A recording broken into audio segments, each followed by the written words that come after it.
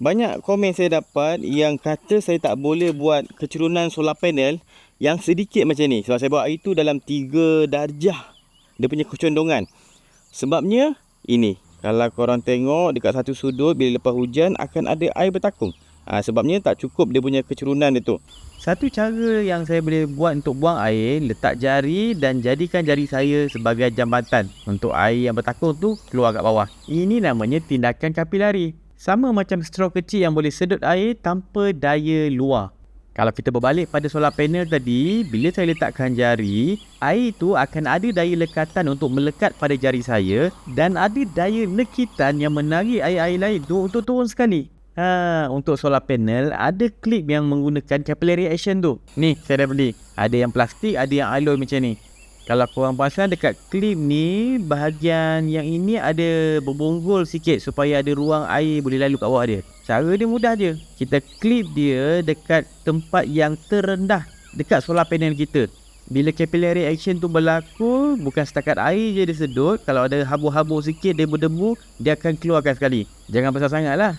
Menarik kan? Kita hanya menggunakan fizik untuk mengatasi masalah ini. Ya. Dia turunkan air semua. Nampak tu? Hilang. Semuanya air diturunkan. So, tak ada lagi air bertakung. Itulah. Dalam hidup kita ni kadang apa yang kita buat tu tak sama macam orang lain. Benda yang biasa. Kadang-kadang kita terpaksa buat benda yang luar sikit daripada kebiasaan, yang ada dia punya con dia, ada kekurangan dia. Tapi kita kena atasi kekurangan tu dengan usaha.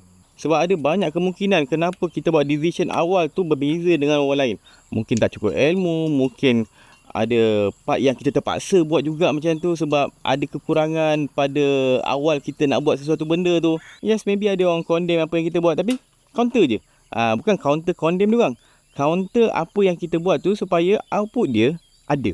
Contoh beam ni, ada orang tanya kenapa tak rapatkan je beam tu supaya load tu boleh diagihkan pada solar panel. Saya pula buat lebar macam ni supaya ruang dekat bawah solar panel ni tak sempit. Jadi untuk elakkan solar panel melendut dan crack, saya kena tambah alat joist, baru reliable. Okay, so full tengah ni semua dah ada support. Jadi solar panel ni kira setiap solar panel ada 1, 2, 3 dia punya point untuk handle load tu. Kukuh lah. Jadi untuk video first bulan puasa ni pendek je lah. Saya nak ucapkan selamat berpuasa. Semoga kita semua maintain kekal kuat untuk menunaikan tanggungjawab sepanjang bulan Ramadan. Alright, tu je. Saya Wan Syafiq. Harap perkongsian ni bermanfaat. Kalau tengok banyak lagi video education menarik, boleh pergi ke YouTube channel Berani Buat. Jumpa dalam next video. Assalamualaikum.